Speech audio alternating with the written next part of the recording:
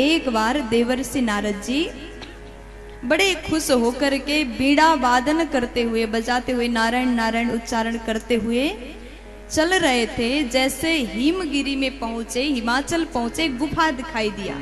वहां बैठे, बड़े प्यार से बैठे। इतना मनोहर वातावरण है, देख करके मन रम गया। अच्छा जगह मिल जाए तो वहां बैठ करके भजन करने का इच्छा होता है। नारद जी का मन हुआ कि भजन करूं, और जैसे समाधि में बैठ गए, वहां के वातावरण देख करके अति हर्षित भये। समाधि में बैठे तो इतने में स्वर्ग के राजा इंद्र को भय होता है। क्यों? क्योंकि नारद जी अब तपस्या कर रहे हैं, समाधि में बैठे हैं। ऐसा ना हो कि वो हमारे कुर्सी के लिए तप कर रहे हो।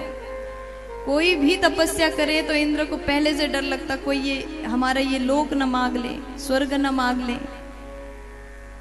अब उसके बाद में नारद जी महाराज तप में बैठे हैं, तो देवता को चिंता हुआ, कामदेव को भेज दिया। कामदेव इनके समाधि को तोड़ने के लिए आया, लेकिन जैसे समाधि तोड़ने की कोशिश किया, नारद जी का आंख खुला, समाधि में बैठने नहीं दिया कामदेव ने। नेत्र खोले तो उस समय नारद जी के ऊपर काम की प्रभाव जरा सा भी नहीं हुआ। इस दृश्य को देख करके कामदेव ने हाथ जोड़ के प्रणाम किया है, और नारद जी क्रोधित नहीं भये। उस समय नारद जी महाराज ने क्षमा कर दिया, मुस्कुराए। कोई आपको परेशान करे तो भगवान शंकर के सामने जाकर के, जैसे काम ने बाण चलाया था, भगवान ने उसको जला दिया था, क्रोधित हो गए थे। लेकिन नारद जी ने देखा, न हमको क्रोध आया, न काम का प्रभाव पड़ा, क्षमा कर दिया, काम चला गया वहां से। नारद जी को लगा कि हमने तो क्रोध पर भी विजय पा लिया। देखो कभी कभी लगता है हमने ये कर लिया, वो कर लिया, तो भीतर अभिमान तुरंत आ जाता है। अब नारद जी महाराज ने सोचा कि भगवान शंकर ने भी काम के ऊपर विजयी पाया था, लेकिन हमने काम और क्रोध दोनों के ऊपर विजयी पाया है। यानी शंकर जी से आगे हम निकल गए। प्यार से बोलो, अरे जोर से बोलो ना। अब तो बड़े खुश भये, कैलाश से चले गए। भोलेनाथ ने देखा नारद जी बड़े खुश होकर के आए हुए हैं, तो भगवान ने बोले, बताइए क्या कहना चाहते हैं। शंकर जी को लगा ये भक्त है, राम जी की कथा सुनाएंगे, लेकिन नारद ने आज राम कथा नहीं, काम कथा सुनाया। नारद जी महाराज ने बताया, पूरी कहानी बताई। ऐसे में गया, काम आया, हमने काम को जीता महाराज, क्रोध को भी जीत लिया। अब भोलेनाथ कहते हैं कि नारद जी जो किया अच्छा किया, लेकिन बात हमको सुना दिए, जाकर के वहां भगवान को मत सुनाइएगा, अनर्थ हो जाएगा। खूब समझाया, लेकिन जिसको अभिमान हो जाए उसको समझ में आने वाली नहीं है। नारद जी महाराज बड़े खुश हैं। अब इनको क्या लगा पता है? आज जैसे भोलेनाथ ने कहा भगवान से मत कहिएगा, शंकर भगवान समझा रहे हैं कि इनका हित हो, लेकिन आज नारद जी को लगा हमसे जल रहे हैं, इसलिए हमारा अच्छा हो रहा है, ये इनको जलन हो रहा है। खुद काम पर विजयी पाए थे, हमने दोनों पर पाए, इसलिए जल रहे हैं, इसलिए मना कर रहे हैं। सुने नहीं बात को, वहां से जैसे चल दिए। अब तो बड़े खुश होकर के नारायण नारायण उच्चारण करते हुए नारद जी महाराज भगवान के धाम पर जाते हैं। अब जैसे नारद जी महाराज नारायण नाम संकीर्तन करते हुए भगवान के पास जा रहे हैं, क्षीर सागर में भगवान विराजमान है। नारद जी महाराज गाते हुए जा रहे हैं, लेकिन आज क्या हुआ, भगवान नारायण उठ करके बाहर तक लेने आए। नारद जी आते देखा, बाहर तक लेने आए। कैसे आए? हरसी मिले उठी रमानी के हरसी मिले उठी रमान के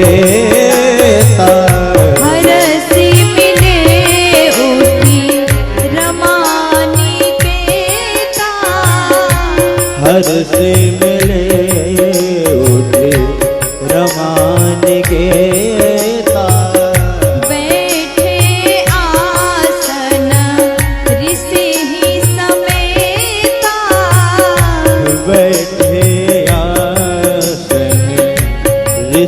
समेता। जैसे नारद जी को आते देखा, भगवान श्री रमापति बड़े खुश भये और उठ गए।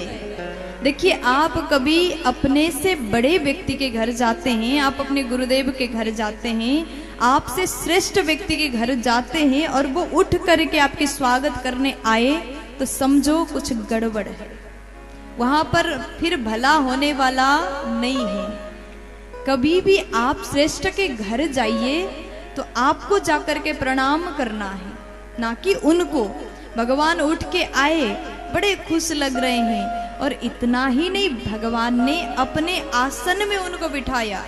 बैठे आसन ऋषि ही समेता, नारद जी के साथ में एक आसन में बैठे। अब नारद जी क्या सोच रहे हैं? भगवान के मन में यह है कि इनको अभिमान हुआ है, अभिमान मुझे तोड़ना है। भले ही अभी इन्होंने सुनाया नहीं, वो कामदेव पर विजय पाया था, ये कथा अभी तक नहीं सुनाया, लेकिन भगवान समझ चुके हैं क्या मन में चल रहा है। प्यार से बोलो। इसलिए भगवान से कुछ बताने की अथवा छुपाने की आवश्यकता नहीं है, वो पहले से जानकार है। वो जान गए कि क्या सुनाने आए हैं। उठ गए और इतना स्वागत किया। नारद जी को लगा कि हमने इतना अच्छा काम किया इसलिए स्वागत कर रहे हैं। एक आसन में बिठाया और उसके बाद भगवान बोले, नारद जी बड़े दिन बाद आपने कृपा किया, बड़े दिन बाद आप हमारे ऊपर कृपा करके यहाँ आए हैं। नारद जी को लगा कि भगवान व्यंग्य कर रहे हैं, इनको लगा सच में मेरी तारीफ भगवान कर रहे हैं, मैं कृपा करने वाला हो गया। अब नारद जी को अभिमान और बढ़ रहा है। देखो, भक्त के भीतर अभिमान आए तो भगवान उसको और बढ़ावा देते हैं। छोटा सा आग है तो उसमें घी डाल डाल करके बढ़ा देते हैं। जब अति हो जाए तो अपने आप विनाश हो जाता है। भगवान समझ गए मेरे भक्त के हृदय में अभिमान का बीज प्रकट हो चुका है। भगवान बोले, नारद जी बड़े दिन बाद आप आए। अब उसके बाद भगवान बोले, बताइए क्या समाचार है, सब कुशल मंगल? नारद जी को लगा कि तब से हम सोच रहे थे कैसे बताऊं, लेकिन मौका मिल गया। प्रभु ऐसा हुआ, एक पर्वत पर हम गए, तपस्या किया, कामदेव आया, लेकिन हमने काम के ऊपर तो विजय पाया, क्रोध के ऊपर भी विजय पाया। काम को देख करके हम क्रोधित नहीं भय, क्षमा कर दिया। भगवान बोले, वाह नारद जी आपने बड़ा अच्छा किया। नारद जी को लगा कि हमने सच में बहुत बड़ा काम कर दी। प्यार से बोलो। अब जैसे नारद जी बोले कि अब हम चलते हैं, भगवान ने रचना बनाया, नारद जी चले गए।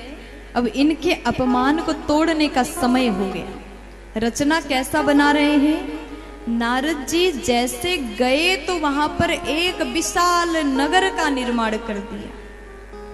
नारद जी को लगा इतना बढ़िया नगर, हम जैसे जा रहे थे तब तो यहाँ कुछ नहीं था, शायद हम बाईपास से निकल गए होंगे। अभी हम सिटी के भीतर से आए हैं। नगर है बहुत सुंदर नगर, बसहि नगर सुंदर नर नारी, बसहि नगर सुंदर नर नारी, बसहि नगर सुंदर नर नारी, बसहि नगर सुंदर नर नारी, जनो बहु मन सिजरति तनु धारी, जनु बहु मन सिजरति तनु धारी, देहि पुर बसहि शील निधि राजा, पुर बसै शील निधि राजा, अगणित हय गय सेन समाजा, अगणित है गए सैन समाजा, विश्व मोहनिता सुकुमारी, विश्व मोहनिता सुकुमारी। अब नारद जी देखते हैं बड़ा सुंदर नगर है वहां के राजा है शीलनिधि। उन्होंने आसपास पूछा यहाँ कौन सा कार्यक्रम चल रहा है भैया? तो लोगों ने कहा यहाँ के महाराज शीलनिधि की पुत्री विश्वमोहिनी का विवाह का कार्यक्रम चल रहा है, स्वयंवर कार्यक्रम है। नारद जी ने जैसे सुने, यहाँ पर जो नगर बसा है भगवान ने अपने माया से बनाया, राजा अपने माया से बनाया और राजकुमारी अपने माया से बनाया, विश्वमोहिनी उनका नाम है। वहां के नर नारी सब माया से भगवान ने बनाया। नारद जी जैसे पहुंचे पता चला स्वयंवर है। भीतर गए, राजा ने बड़े स्वागत सत्कार किया और कहा महाराज आप आए, मेरी बेटी का जरा हस्तरेखा देखना। नारद जी बोले ठीक है, बुलाइए उनको, बेटी को बुलाइए। विश्वमोहिनी जैसे आई, नारद जी ने दूर से देखा तो इतनी सुंदर, नारद जी मोहित हो गए। अब विश्वमोहिनी ने हाथ बढ़ाए, देखिए, लेकिन आज नारद जी ने हाथ नहीं देखा, सीधा चेहरा देख रहे हैं। राजा बोले महाराज क्या कर रहे हैं? हाथ देखने को कहा, चेहरा देखने को नहीं कहा। लेकिन नारद जी कहते हम चेहरा देख के ही बताते हैं। लेकिन जैसे देखे आंख इधर उधर नहीं हुआ, एक टक देखते रहे। और उस राजकुमारी के भाग्य में जो लिखा था जिनके साथ में इनका विवाह होगा वो अमर होगा, जगत के मालिक होगा, जिसको परास्त कोई नहीं कर पाएगा। लेकिन नारद जी ने देखा, कुछ ठीक बात बता दिए, कुछ उल्टा पुल्टा जो मन में आया बता दिए।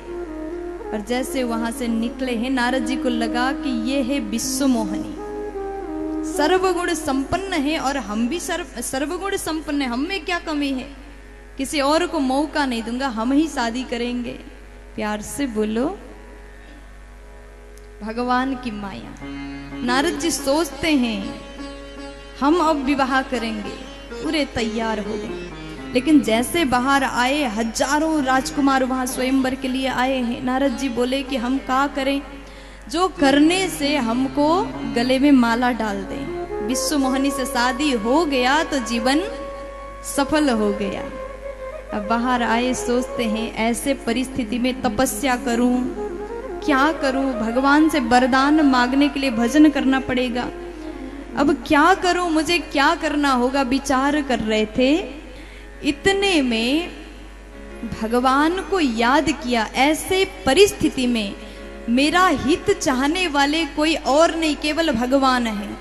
वो हमको सहायता कर सकते हैं। जैसे प्रभु को याद किया, बैकुंठ जाने वाले थे उनके मन की बात बताने के लिए, इतने में भगवान प्रकट हो गए। बोलिए रमापति भगवान की जय हो। नारद जी ने देखा, प्रणाम किया, प्रभु आप अच्छे समय में आ गए। भगवान बोले क्या हुआ? जल्दी से मेरा एक उपकार करिए, सहायता करिए। हमको पता था आप ही हमारा सहयोग कर पाएंगे। प्रभु भगवान बोले बताइए नारद जी क्या बात है? नारद जी बोले प्रभु शादी करना है। भगवान बोले अच्छा, आपका मन शादी का हो रहा है? कल तो बोल रहे थे काम के ऊपर विजय पाया और आज ही शादी करना है आपको। नारद जी बोले प्रभु क्या करें, करने का मन हो रहा है। तो भगवान बोले अच्छा तो लड़की ढूंढना है हमको। नारद जी बोले नहीं नहीं प्रभु, वो मैंने ढूंढ लिया, बस आप एक उपकार कर दीजिए। भगवान बोले बताइए क्या करूं? तो आज नारद जी बोले आपन रूप देहु प्रभु मोहि, कुछ नहीं चाहिए, बस अपना चेहरा हमको दे दीजिए। अब देखिए शादी में जब कोई जाए, दुल्हा दूसरे का दोस्त का कपड़ा तो मांग सकता है, लेकिन दुनिया में कोई ऐसा नहीं अपने दोस्त का चेहरा उधार मांग ले। आज नारद जी बोले प्रभु आप है इतने सुंदर, कन्या है विश्व मोहिनी, इतना सौंदर्यता है, विश्व को मोहित करने वाली कन्या है, और आप है विश्व मोहन। आपने अगर जब तक मेरी शादी ना हो जाए तब तक चेहरा देंगे तो मेरा शादी हो जाएगा। आप अपना रूप देंगे तो कन्या मेरे गले में ही जयमाला डालेंगे, इसलिए प्रभु दे दो ना। भगवान विचार करने लगे कैसा कैसा मांग है, कैसे चेहरा दे दूं? शादी करना है मेरा रूप लेकर के, चेहरा मेरा शादी तुम्हारा, प्यार से बोलो जय श्री राम। अब उसके बाद भगवान सोच ही रहे थे, नारद जी कहते प्रभु टाइम नहीं है, जल्दी करिए, उधर किसी का शादी हो जाएगा, जल्दी करो। इतने में बोलते बोलते नारद जी को जल्दी जल्दी हो रहा है। भगवान सोच रहे अब क्या किया जाए, पहली बार कुछ मांगा है, मना भी नहीं कर सकते। अगर रूप दे दूं, शादी करा दूं तो ये भी उचित नहीं है। अब हमको क्या करना चाहिए, सोच ही रहे थे। नारद जी के मुंह से एक शब्द निकला। नारद जी के मुंह से क्या निकला उसी वक्त, जेहि विधिनाथ होई हित मोरा। जेहि विधिनाथ होई हित मोरा। जेहि विधिनाथ होई हित मोरा। जेहि विधिनाथ होई हित मोरा। करहु सुबेगी दास मैं तोरा। करहु सुबेगी दास में तोरा। करहु सुबेगी दास मैं तोरा। करहु सुबेगी दास में तोरा। भगवान बोले बस अब हो गया। नारद जी के मुंह से जो शब्द निकला, हे नाथ वही करिए जो करने से हमारा हित होगा। भगवान समझ गए अब हम वही करेंगे जो करने से आपका हित होगा। जाइए विवाह कर लीजिए, हमने आपको चेहरा दे दिया।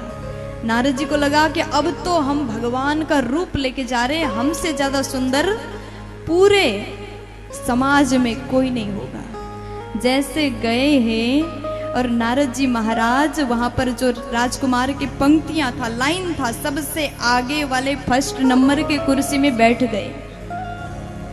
लेकिन आज यहाँ पर नारद जी को सब वही नारद जी दिखाई दे रहे हैं।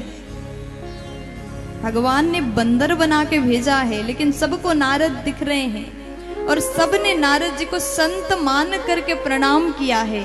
लेकिन नारद जी को लग रहा है कि हमको सब भगवान मान रहे हैं इसलिए प्रणाम कर रहे हैं। देखिए माया, देखो भगवान जान के सब हमको नमन कर रहे हैं, प्रणाम कर रहे हैं। बैठे बड़े खुश हैं, आज तो शादी करेंगे, माला हमारे ही गले में डलेगा, इतना सुंदर मेरा रूप है। ये सब राजकुमार, किसी के पास इतना अच्छा रूप नहीं। इतने में पीछे वाले लाइन में भगवान शंकर के 2 गढ़ ब्राह्मण का रूप बना करके बैठे हैं और आपस में बात करते हैं। आज हमको लग रहा है माला तो वही राजकुमार के गले में डलेगा। दूसरा बोला कौन से राजकुमार? और वो बोला जो पहले नंबर की कुर्सी में बैठा, देखो पूरे राजकुमारों के पास में इतना बढ़िया रूप नहीं, अगर इस रूप से माला नहीं मिला तो किसको मिलेगा? शादी इन्हीं के साथ होगी। अब वो लोग व्यंग्य कर रहे हैं। नारद जी को लगा कि आज हमारा विवाह पक्का है, हम सबसे सुंदर। बैठे हैं बड़े खुश होकर के, जैसे कन्या जयमाला लेकर के आई। नारद जी सबसे पहले नंबर में बैठे हैं, कन्या जयमाला हाथ में है। लेकिन उस कन्या को नारद जी कैसे दिखाई दे रहे हैं? बाबा कहते हैं मरकट बदन भयंकर देहि, बड़ा भयंकर रूप, बंदर दिखाई दे रहे हैं, उसमें भी मारने वाला क्रोधित बंदर। और कन्या ने उस पंक्ति के पूरे राजकुमार को छोड़ दिया, दूसरे लाइन में चली गई। इतने में भगवान नारायण राजकुमार का रूप बना करके दूसरे पंक्ति में बैठे हैं और भगवान की माया ने भगवान के गले में जयमाला डाल दिया। बोलिए नारायण भगवान की जय हो। और नारद जी विचार कर रहे, हो सकता है देवी ने हमको नहीं देखा, अगर देख लेती तो शादी हमें से होती। इतने में पीछे वाले शिवगण बोले शादी हो गया, और वो चले भी गए। नारद जी बोले किसके साथ हो गया? कौन है वो सौभाग्यशाली पुरुष? तो जैसे बोलते हैं शिवगण बोले जाइए जाकर के अपना रूप देखिए, पहले आपके रूप से, आपके रूप को देख करके कौन आपसे शादी करेगा, जाकर के देख लो। नारद जी गए हैं, पानी पर अपने चेहरा को देखा, मरकट रूप मिला है, बड़ा क्रोध आया। आज नारद जी क्रोध से लाल हो गए, क्रोध में जा रहे हैं, इतना बड़ा छल किया। पता चला कि भगवान विवाह करके चले गए। लोगों ने बताया रमापति के साथ में विवाह हुआ है, स्वयंवर हुआ है। आज तो नारद जी क्रोध में जा रहे हैं, आज कहते हैं या फिर मैं श्राप दूंगा या फिर मैं स्वयं मर जाऊंगा। अच्छा खासा शादी हो रहा था, हर जगह तोड़ने के लिए उपस्थित हो जाते हैं। भगवान ने ये हमारे साथ में अच्छा नहीं किया, आज मैं श्राप दूंगा। क्रोध के साथ में जा रहे हैं, लेकिन भगवान ने एक काम और कर दिया। जब तक नारद जी बैकुंठ पहुंचते तब तक क्रोध शांत हो जाता, हो सकता है, इसलिए वही रास्ते पर प्रकट हो गए। जैसे मन ही मन भगवान को डांटते हुए नारद जी जा रहे थे, इतने में भगवान वही प्रकट हो गए। नारद जी और कैसे हो गई शादी? नारद जी ने जैसे आंख उठा के देखा तो वो कन्या भगवान के साथ है। एक साइड लक्ष्मी जी है, एक साइड माया है, विश्व मोहनी है। जैसे देखा नारद जी को और क्रोध आया। अच्छा किया आपने, मेरा शादी हो रहा था, जलन के मारे पहुंच गए। जीवन में कभी किसी को सुख आप नहीं दे पाओगे।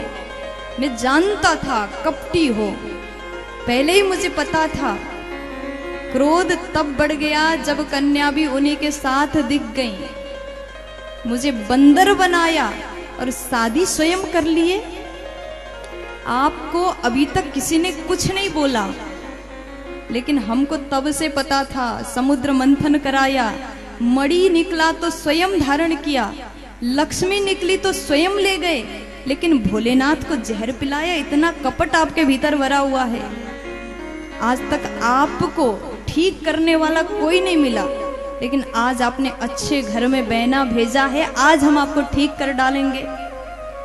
परम स्वतंत्र न सिर पर कोई, परम स्वतंत्र न सिर पर कोई, परम स्वतंत्र न सिर पर कोई, परम स्वतंत्र न सिर पर कोई, परम स्वतंत्र न सिर पर कोई। वही मन ही कराऊं तुम सोई, आयब मन करऊं तुम सोई, वही मन ही कराऊं तुम सोई, आयब मन करऊं तुम सोई। परम स्वतंत्र न सिर पर कोई, परम स्वतंत्र न सिर पर कोई, वही मन ही कराऊं तुम सोई, आयब मन करे तुम सोई, वही मन ही कराऊं तुम सोई। वही मन करऊं तुम सोई।